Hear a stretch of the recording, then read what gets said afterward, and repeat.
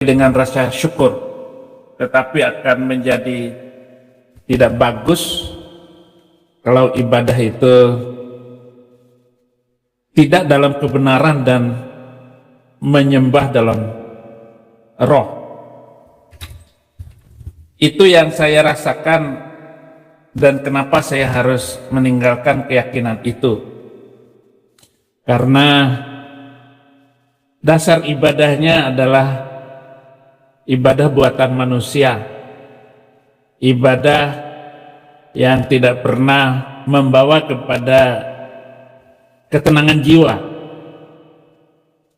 Bahkan saya sudah melaksanakan seluruh ibadah dalam agama itu, tetapi usia 40 tahun saya gelisah hati, karena apakah benar saya menyembah Tuhan seperti itu? Apakah benar saya telah sampai kepada Tuhan yang sungguh-sungguh, ataupun Tuhan yang semestinya disembah itu, saudara-saudara? Itu sebabnya juga saya akhirnya lebih radikal mungkin di dalam menyembah Tuhan lewat agama itu.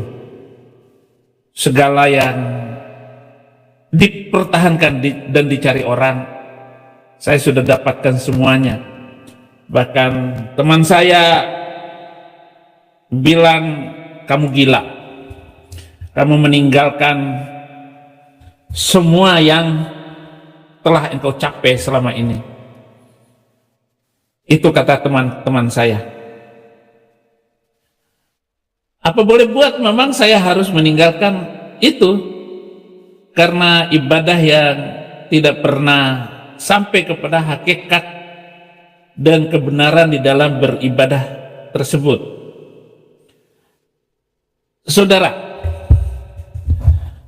saya menasihati almarhum bapak saya supaya jangan naik haji, biar uang itu dipakai oleh adik-adik saya untuk makan, untuk sekolah. Saya sudah ngomong seperti itu, dan saya nasihati orang-orang tertentu, bahkan keluarga saya, agar jangan naik haji, karena ibadah itu akan membawa kemiskinan dan membawa secara global ibadah itu tidak benar, karena ibadah pagan, buatan manusia. Matius 15 ayat 8 sampai 9, percuma mereka beribadah kepadaku, sedangkan ibadah yang mereka lakukan itu adalah ibadah buatan manusia. Dan di Yesaya 29 ayat 13 ditambah dengan ibadah hafalan belaka. Jadi dihafal, tidak dimengerti artinya oleh para pelaku agama itu, oleh penganutnya, nggak mengerti apa maksudnya. Nah, satu contoh ya, bahwa ibadah itu tidak benar-benar banget. Di tempat ibadah saja, di haji saja, di Mekah saja, betapa banyak wanita yang hilang dan tidak diberitakan oleh media massa. Naik taksi, suaminya diturunkan, istrinya dibawa kabur pakai mobil, kemudian dimasukin ke tempat penampungan harim namanya, menampung wanita-wanita untuk dijadikan pemuas nafsu. Hati-hati kalau membawa naik haji dengan istri yang cantik. Sudah banyak yang kehilangan istrinya di Mekah sana. Dan kalau ada yang licin-licin, saudara-saudara, tawaf itu, tawaf keliling hitamnya batu, itu wanita digerayangin, dikobel-kobel, jadi dipegang kemaluannya. Sampai begitu ibadah itu. Saya akan menyampaikan ya sejarah ibadah-ibadah di dalam agama itu.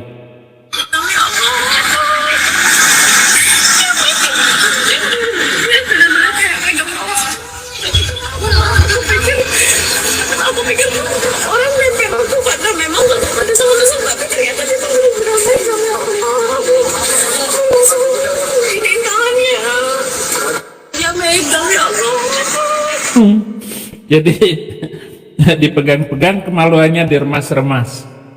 Jadi orang kan mau cium itu tempat batu itu. Kalau di debat medsos itu dibilang batu jamban gitu, kan mau cium. Karena hadisnya barang siapa yang bisa mencium batu ini, diampuni dosanya, segala dosanya diampuni, kesalahannya selama ini diampuni, sebesar apapun dosanya. Sebesar apapun dosanya diampuni.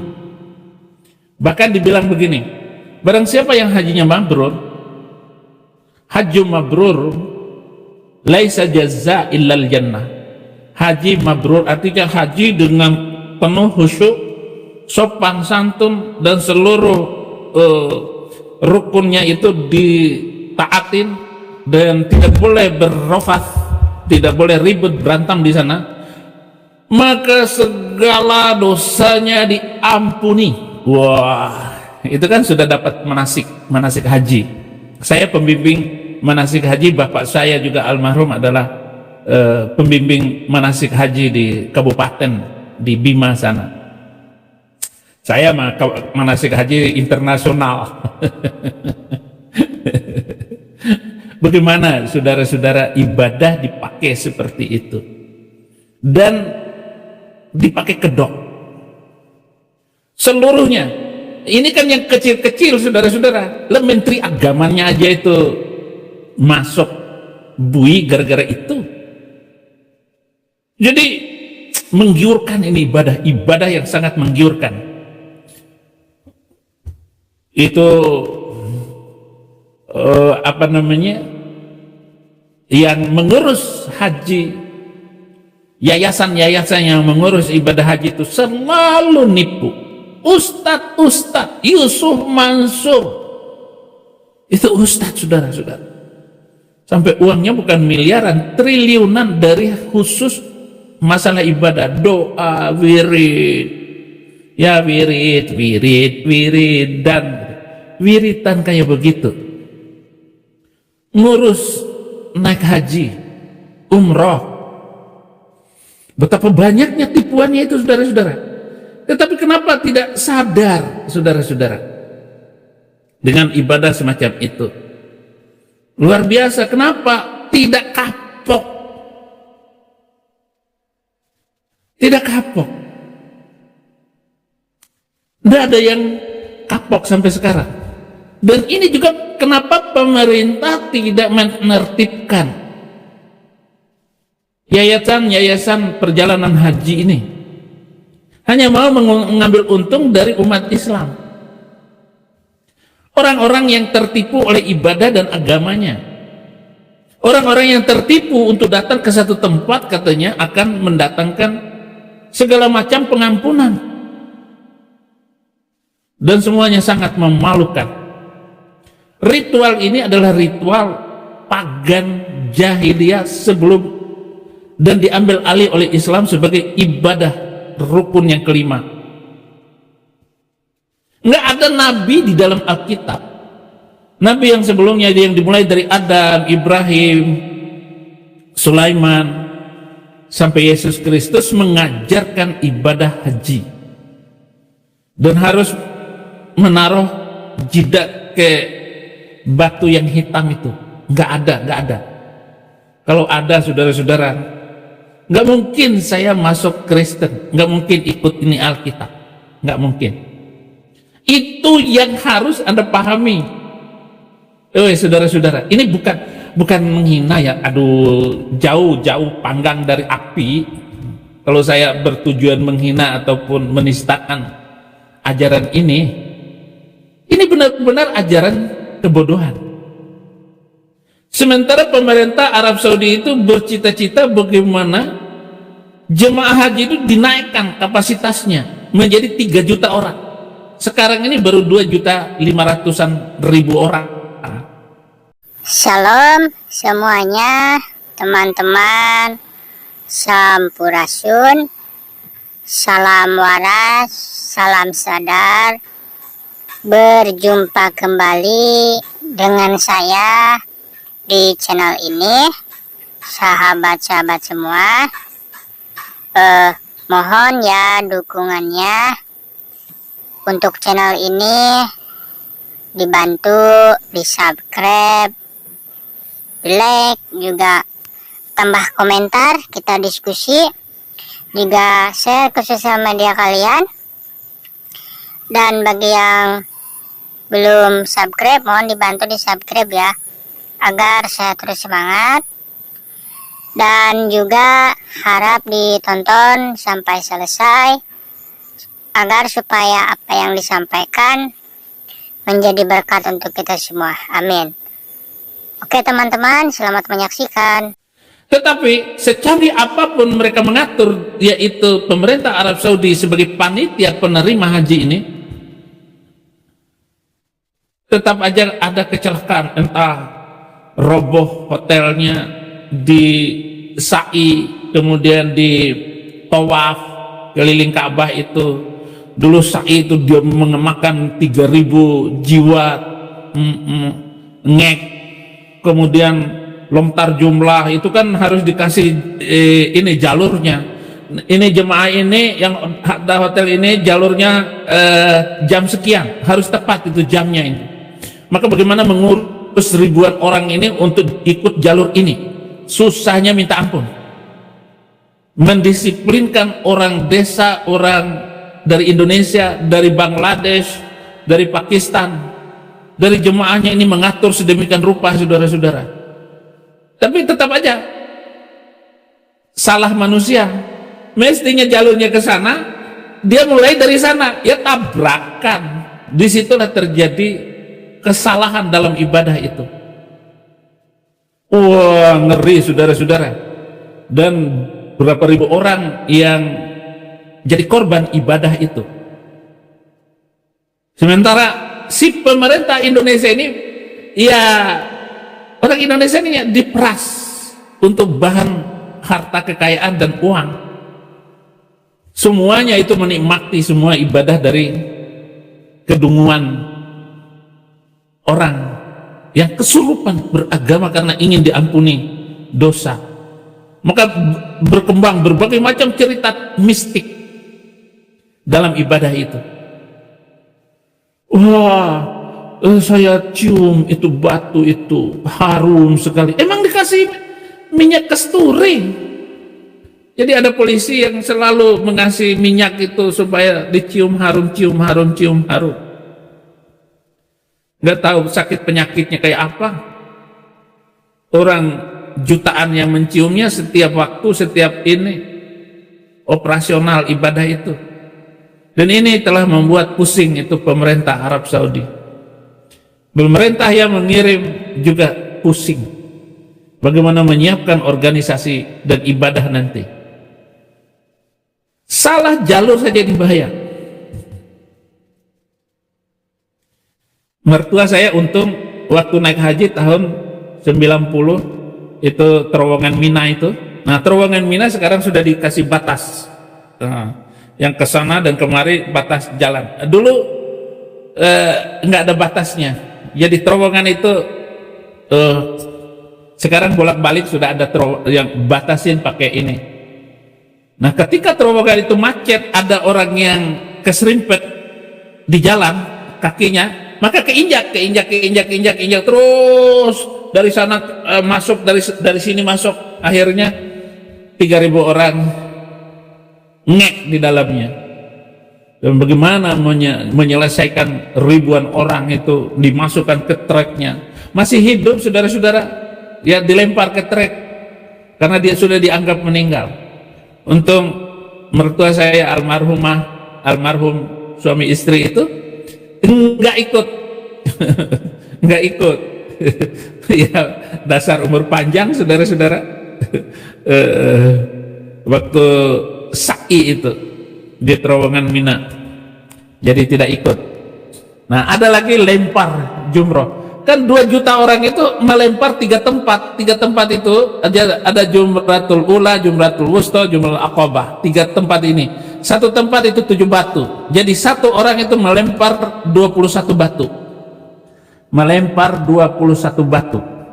Itu ngelempar, berarti Kalau 22.500 kali 21 berarti ada 60 atau 70 juta setan yang pingsan kena lempar orang Indonesia dan seluruh dunia di sono. Jadi dianggap bahwa Arab Saudi itu pusat setan sedunia karena dilempar di sana. Kenapa kok nggak ngelempar di Monas saja gitu? Coba pemerintah Indonesia siapkan jumroh di Monas, nggak usah lagi ibadah di sana, saudara. Buang-buang waktu dan kemajuan bangsa itu bukan di sana. Hanya sekedar kalau Buya Syakur bilang itu camping-campingan, joget-jogetan katanya. Almarhum Buya Syakur ini luar biasa, saudara-saudara, dalam ucapannya itu. Itu. Kemudian ini ada kayak begini nih orang ini. Hati-hati sama nih orang nih. Ya. Ini dia nih orangnya yang nipu kita 31 jamaah. Duit kita dimakan dia. Dia berangkat sama keluarganya, sama anaknya, sama lakinya. Mertuanya dibawa, anaknya 3 tahun gak ngerti apa-apa. Nama travelnya Wifa, hati-hati. Ini orangnya nih.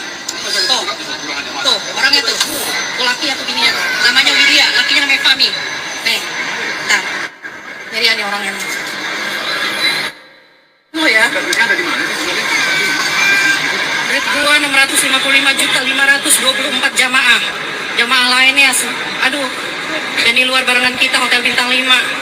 Total semua 31 jamaah. Itu 1 M uangnya.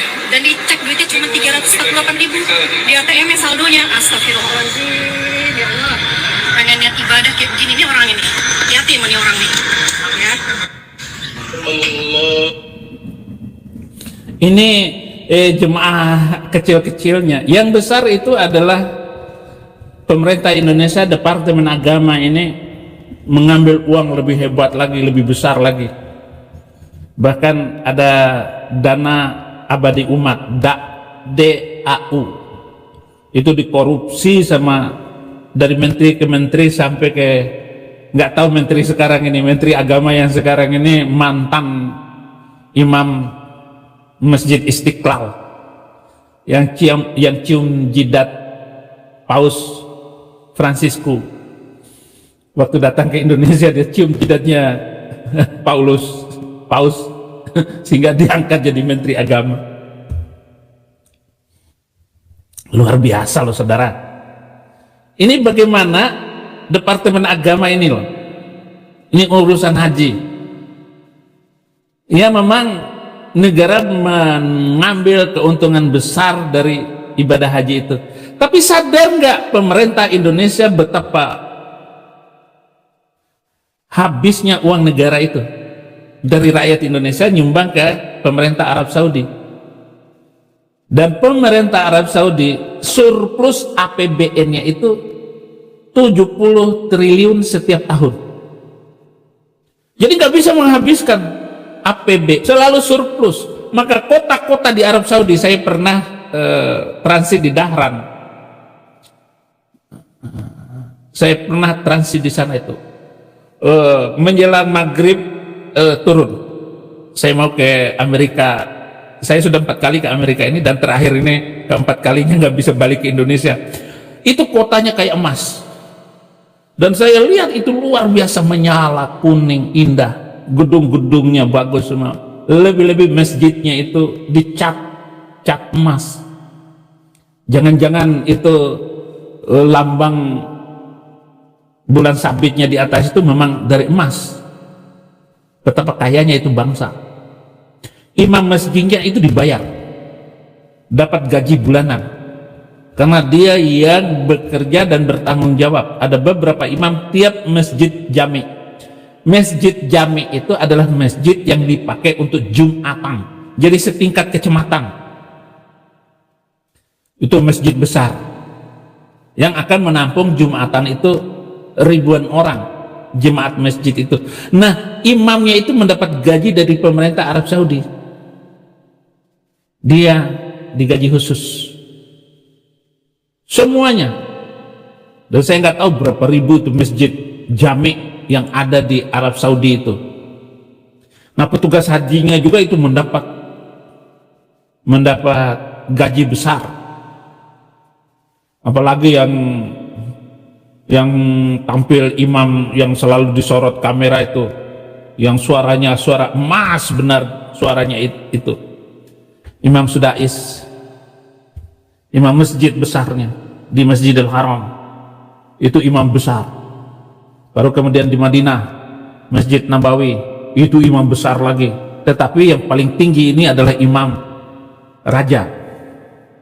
Pokoknya Raja Fahd, Raja Saudia, dia ada di belakang imam ini untuk menjadi makmumnya di dalam ibadah sholat.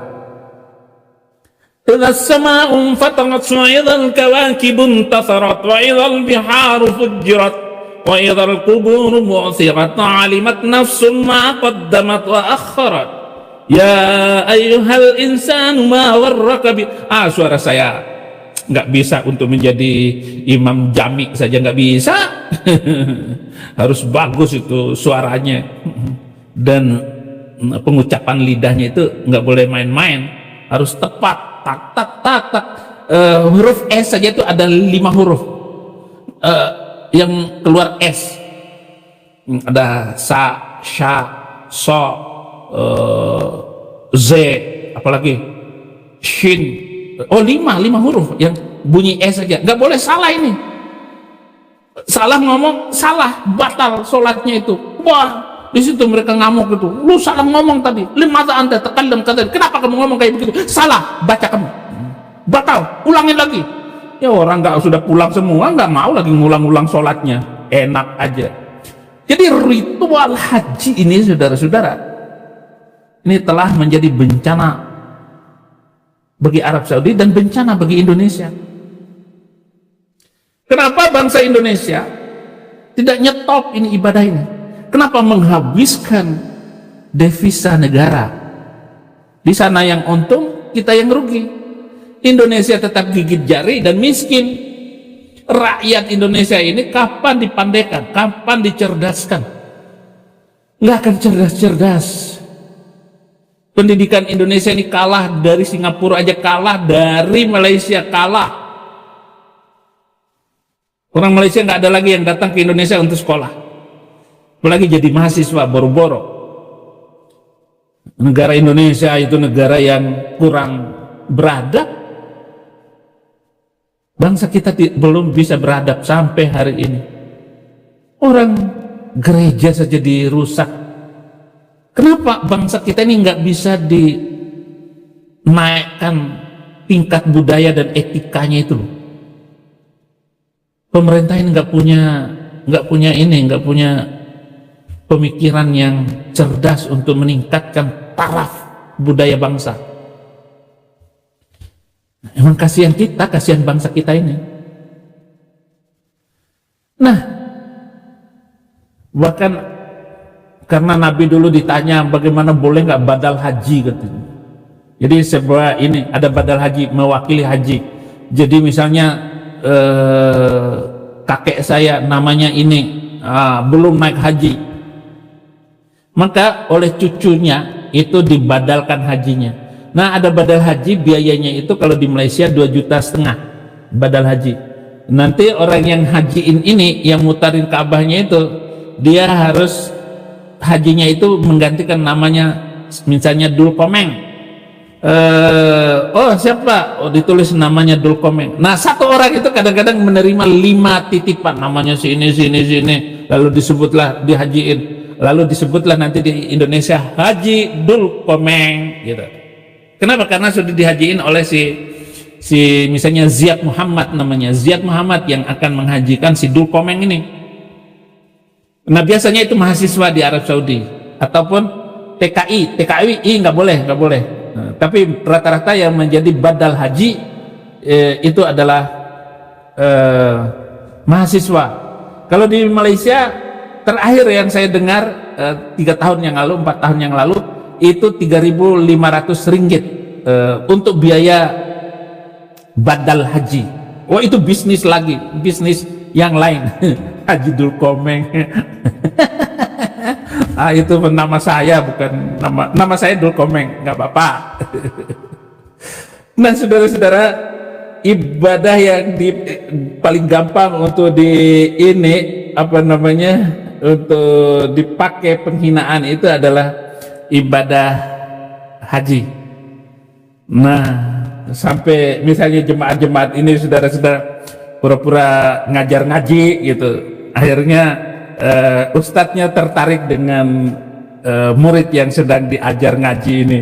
Ayo, siapa yang mau ngaji sama saya? Ini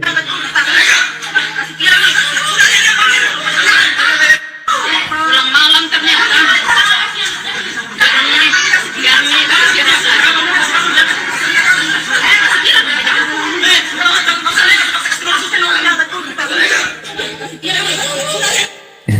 pulang malam ternyata ngajar ngaji. Begitu. Nah, begitulah model ibadah ya, di dalamnya itu ada nilai-nilai tertentu dan esek mengesek ini. Minta kepada Departemen Agama semua yang bertanggung jawab atas permohonan saya, dan tentu saja ini saya tujukan juga kepada orang-orang hamba Tuhan. Ya, tidak mustahil. Bahkan ada ya di Surabaya itu pendeta yang meniduri jemaatnya, memang begitu. Tetapi lebih sering di Islam ini, di pesantren, wah ini pesantren nggak bisa diperbaiki. Gimana Pak Menteri Agama ya, Departemen Agama begitu besar tanggung jawabnya, terutama bagaimana kurikulum ini diperbaiki bagi membangun hidup dan memajukan agar santri ini ke depan santri yang benar-benar mampu membangun Indonesia, membangun kesadaran berbangsa. Bukan saja cita-cita kayak Somad, supaya pintar ngomong, supaya pandai menyampaikan ilmu agama, jadi pemain TikTok, pemain YouTube kayak Pendeta Saifuddin Ibrahim, begitu kan? Ini juga kan dikagumi orang, Pendeta Saifuddin Ibrahim ini dulu dari Ustadz itu, tetapi karena saya memiliki moral untuk menyampaikan ini yang tidak bisa disampaikan oleh YouTubers yang lain. Jangankan begitu, Muslim aja nggak berani menyampaikan ini. YouTuber Muslim itu nggak berani mengkritik ke dalam. Munculnya saya yang begitu intens menyampaikan teguran setiap kesalahan bermasyarakat dan bernegara ini. Tanggung jawab moral sebagai bangsa Indonesia, di mana bangsa Indonesia itu masih ada anak cucu saya, saudara-saudara saya yang harus dibangun mental yang baik ke depan ini. Ini tanggung jawab semua. Bagaimana kurikulum diperbaiki, karena akan terjadi setiap tahunnya pesantren-pesantren ini, guru-guru dan ustadz ini akan melakukan perbuatan amoral itu. Bagaimana permohonan saya ya, tolong nanti dikasih komentar untuk video ini, apakah video saya ini pantas atau tidak membahas ini. Saya bukan tolong jangan membahas agama lain, oh enggak, saya kritik sosial ini tetap akan saya sampaikan, bahkan kepada gereja ataupun kepada pemerintah Indonesia. Tanggung jawab saya sebagai warga Indonesia, atau minimal mantan orang Indonesia yang tetap peduli dengan negaranya sendiri. Walaupun saya citizen negara lain, sudah menjadi warga negara lain, tetapi keterikatan darah saya punya tanggung jawab untuk menyampaikan ini, saudara-saudaraku. Saya belum menyampaikan ya haji menghapus dosa besar gitu kan, di dalam haji itu, bahwa benarkah haji itu ditujukan dalam Al-Imran ayat 97, di dalamnya terdapat tanda-tanda yang jelas, di antaranya maqam Ibrahim. Siapa yang memasuki Baitullah maka amanlah dia di antara manusia terhadap Allah adalah melaksanakan ibadah haji ke Baitullah bagi orang yang mampu mengadakan perjalanan ke sana. Siapa yang mengingkari kewajiban haji, maka sesungguhnya Allah Maha Kaya, tidak memerlukan sesuatu pun dari seluruh alam. Jadi menurut ayat tadi bahwa Allah itu Maha Kaya, nggak perlu naik haji sebenarnya. Tetapi karena ini kalimat oratoris, nggak perlu dijawab, orang bisa menimbang bahwa dengan beragama dan beriman kepada Islam, saya harus naik haji. Karena 4 sehat 5 sempurna, syahadat, sholat, zakat, puasa, haji itu menyempurnakan. 4 sehat 5 sempurna. Biasanya begitu saya dulu mengajar manasik haji.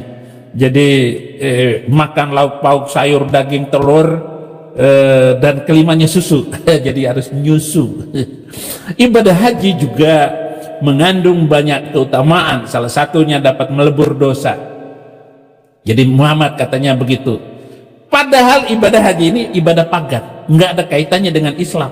Nah, Muhammad itu memakai dan menggunakan haji ini sebagai rekayasa. Dia ambil semua ibadah jahiliyah itu untuk dijadikan ibadah Islam dengan mengubah doa-doa dan ditujukan kepada berhala tadi. Jadi dilangsungkan ke dalam atas nama Allah yang Maha Esa, Qul huwallahu ahad. Jadi Esa Allah di dalam ibadah haji itu. Padahal itu ibadah jahiliyah, ibadah kebodohan, bangsa pagan. Kalau Anda tanya Alkitab, ada nggak ibadah haji di dalam Alkitab? Ya, nggak ada nabi kayak begitu yang mutar-mutar batu hitam itu. Nggak ada nabi yang melakukan seperti itu. Di dalam Fiqhus Sunnah jilid 3 karya Sayyid Sabiq, diterjemahkan oleh Harhab, Amru Harhab, keutamaan ini didasarkan dalam sebuah hadis. Barang siapa yang berhaji karena Allah kemudian dia tidak bersetubuh dan berbuat kemaksiatan, maka ia pulang ke negaranya seperti anak yang baru lahir dari ibunya. Bukhari dan Muslim, rawahul Bukhari wa Muslim.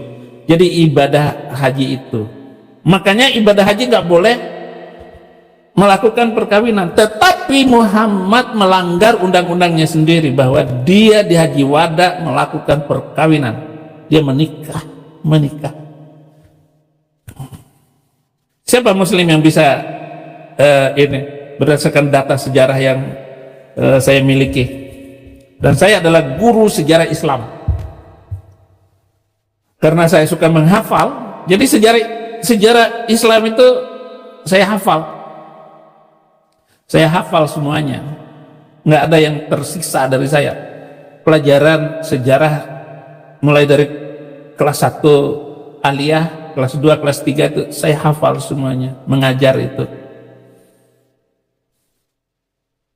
Hajju mabrurul laisa lahu jazaa ilal jannah. Apakah ibadah haji dapat menghapus dosa besar? Dalam kitab Riyadhus Shalihin karya Imam Nawawi terdapat hadis yang menjelaskan ibadah haji dapat menghapus dosa-dosa yang telah lalu. Enak sekali. Jadi dari ibadah pagan kemudian dijadikan ibadah Islam. Mutar-mutar batu hitam. Oh, belum lagi cerita aneh-anehnya itu di sana bahwa dulu batu ini putih. Ini batu dari surga. Kenapa hitam? Itu karena banyaknya dosa manusia yang mencium batu ini. Percaya nggak anak? Kalau itu batunya dari surga dan batunya dulu putih. Siapa yang bisa bertaruh dengan dongeng ini? Memang dongeng. Bagaimana Anda bisa percaya dengan dongeng? Dongeng yang sudah 1400 tahun lalu didongengin. Tolong komentar yang baik-baik saja. Kalau nggak bisa komentar, nggak usah komentar, saudaraku muslim. Sami'tu Rasulullah sallallahu alaihi wasallam yaqulu man hajja falam yarfath walam yafsuq raja'a kayaumi waladathu ummuhu, muttafaq alaih. Aku mendengar Rasulullah bersabda, barang siapa yang mengerjakan haji kemudian ia tidak berkata kotor dan tidak berbuat fasik, maka ia kembali seperti anak saat baru lahir. Waduh, enak sekali. Nggak boleh berkata kotor. Nah, lo yang ngatain kotor kamu kan? kotor. Nah, nggak boleh. Bercanda. Kata kotor itu ya umpat-umpat, ngomel-ngomel, ngata-ngatain orangnya jelek, dibilang ganteng. Itu fitnah namanya, bukan mengatakan kotor. Hadis tersebut diriwayatkan Bukhari dan Imam Muslim masing-masing dalam kitab haji. Jadi pensyarahan Riyadhus Shalihin Mustafadibul Bugha menjelaskan hadis tersebut mengandung mutiara bahwa haji dapat melebur dosa-dosa dan menghapus berbagai kesalahan yang dilakukan sebelumnya. Nah, mayoritas ulama berpendapat peleburan dosa ini khusus terhadap dosa-dosa kecil, bukan dosa-dosa besar, serta khusus untuk dosa yang berhubungan dengan hak Allah Subhanahu wa Ta'ala. Kalau Saifuddin Ibrahim, karena bisa menjelaskan hadis ini, masuk surga Islam, masuk surga Kristen. Umpama salah masuk itu, saya dimasukin ke surga Kristen, rasain low ya. Tapi begitu masuk surga Islam dapat 72 bidadari. Kenapa? Karena pendeta Saifuddin Ibrahim bisa mengajar haji. Atau minimal hitungannya begini, kan 40 tahun jadi orang Islam gitu kan. Wah gitu kan, 40 tahun jadi orang Islam. Nah sekarang saya baru 20 tahun jadi orang Kristen, jadi umur saya kan 60 tahun ya. Nanti dihitung berapa lama. Haleluya, ampuni hamba Tuhan, bercanda terus Tuhan. Jadi saya 40 tahun masuk ke surga Islam, 20 tahun masuk surga Kristen. Ayo pilih yang mana? Ayo penonton ya, penonton pilih surga Islam yang di dalamnya ada 72 bidadari, dan pilih surga Kristen hanya memuji, ku menang gitu. Mana pilih yang mana?